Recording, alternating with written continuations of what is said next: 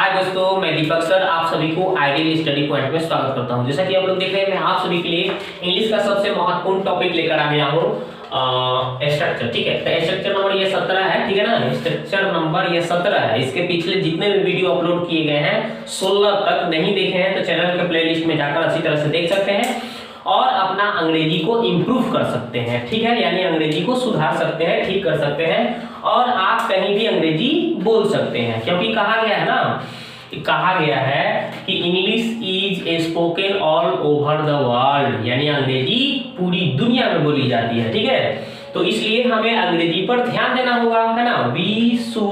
हमें अंग्रेजी पर ध्यान देना चाहिए। We should take care of English. ठीक है, English is necessary for the life. ठीक है, तो चलिए इसको देखते हैं। तो देखिए यहाँ पे हमने लिखा है कि हैविंग टू का प्रयोग लाया है। ठीक है, हैविंग टू का प्रयोग कहाँ करना है ये हम सिखाएंगे आपको।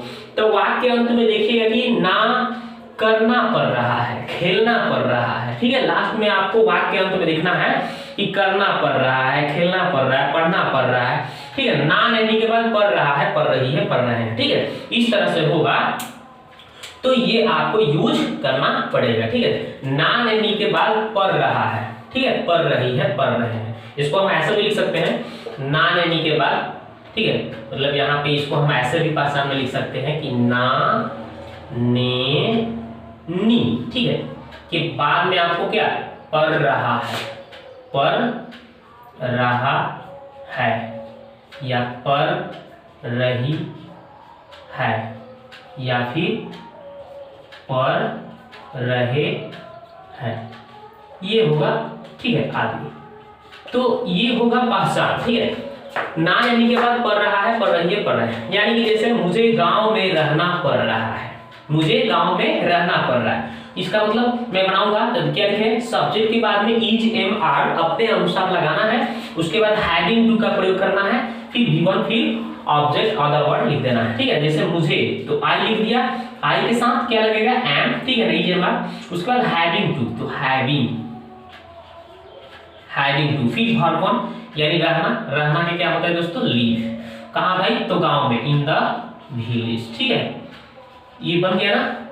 देखिए कितना आसानी से हमने बना दिया कि मुझे गांव में रहना पड़ रहा है। I am having to live in the village, मुझे गांव में रहना पड़ रहा है। उसे पैदल स्कूल जाना पड़ रहा है, तो ही के साथ है तो इज लगेगा। Having to, he is having to क्या हो जाएगा, जाना। तो जाना क्या होता है दोस्तों, गो। कहाँ पे, टू स्कूल। ठीक है, गो टू स्कूल। और कैसे जाने की बात हो रहा है, पैदल, ऑन फुट। ठीक है, ऑन फुट मतलब होता है पैदल। बन गया ना। He is having to go to, ये टू है, go to school on foot, यानी उसे पैदल स्कूल जाना पड़ रहा है। मजबूरी है, इसमें मजबूरी की बात की जाती है। मुझे अंग्रेजी पढ़ना पड़ रहा है, मजबूरी है। मुझे अच्छे जॉब प्राप्त करना है तो इसके लिए तो इंग्लिश मुझे जानना बहुत जरूरी है ना। ठीक है, तो ये तो जरूरी है। तो इसलिए क्या हो जाएगा, मुझे के आई के साथ क्या लगाना है, एम। हैविंग टू का यूज करना है, आई एम हैविंग टू। और देखिए पढ़ना क्या हो गया, वर्ब। तो पढ़ना का हमने लिख लिया रीड और अंग्रेजी का इंग्लिश लिख दिया।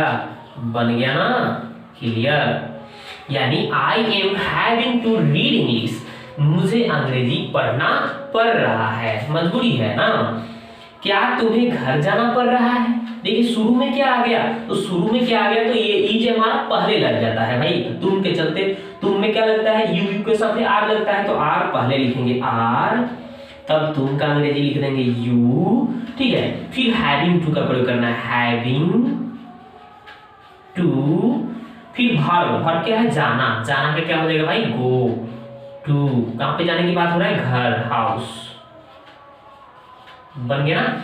यानी are you having to go to house, यानी क्या तुम्हें घर जाना पड़ रहा है। इसी तरह से एक और सेंटेंस है, मुझे अंग्रेजी सिखाना पड़ रहा है। मतलब मुझे क्या हो रहा है, मेरे को अंग्रेजी सिखाना पड़ रहा है। अब मैथ सिखाते हैं, फिजिक्स सिखाते हैं, उसके साथ साथ हम आपको अंग्रेजी भी सिखाना मुझे पड़ रहा है, मजबूरी है, क्योंकि English is necessary for the life. ठीक है ना, यानी अंग्रेजी अपने जीवन के लिए बहुत महत्वपूर्ण है, क्योंकि we can not achieve a good job without English knowledge. ठीक है, सो इसलिए इंप्रूव योर इंग्लिश नॉलेज। इंग्लिश नॉलेज को आपको ठीक करना होगा, इसलिए मुझे अंग्रेजी थोड़ा सिखाना पड़ रहा है आपको, ठीक है। तो मुझे क्या हो जाएगा, आई, मैंने लिख दिया आई के साथ क्या लगाना है भाई, एम, फिर हैविंग टू का यूज करना है, हैविंग टू, ठीक है, आई एम हैविंग टू। और सिखाना क्या अंग्रेजी होता है दोस्तों, सीखना का होता है लर्न मतलब सीखना, और सिखाना का होता है दोस्तों टीच। टीच मतलब सिखाना चाहे पढ़ाना। तो I am having to teach, और क्या है दोस्तों, इंग्लिश। बन गया ना सिंपल तरीका से।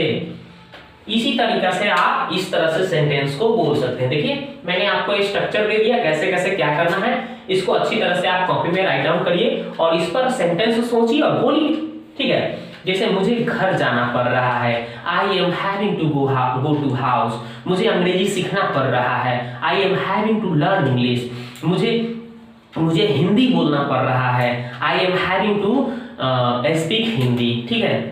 इस तरह से आप कुछ भी सोचिए और बोलिए इस पे सेंटेंस, ठीक है, आपका अंग्रेजी ठीक हो जाएगा। जितने भी स्ट्रक्चर हमने दिए हैं, अगर इस सभी स्ट्रक्चर और टेंस हम पढ़ाए हैं, उस सभी को अगर अच्छी तरह से आपके पास नॉलेज हो जाएगा ना, अच्छी तरह से अगर पूरा पकड़ हो जाएगा, तो आप अंग्रेजी बोल सकते हैं, यू मे स्पीक इंग्लिश, ठीक है, ठीक है। उसमें आपको कोई भी दिक्कत नहीं होगा, कोई भी हेजिटेशन नहीं रहेगा, ठीक है। तो चलिए अब हम नेक्स्ट वीडियो में मिलते हैं। ये स्ट्रक्चर नंबर ये 17 हम आपको दे दिए हैं, अब इसके बाद हम 18 स्ट्रक्चर नंबर लेकर आएंगे आपके लिए। वीडियो अच्छा लग रहा है तो लाइक शेयर करना नहीं भूलिएगा। बस मिलते हैं नेक्स्ट वीडियो में। वीडियो को देखने के लिए आपको बहुत बहुत धन्यवाद।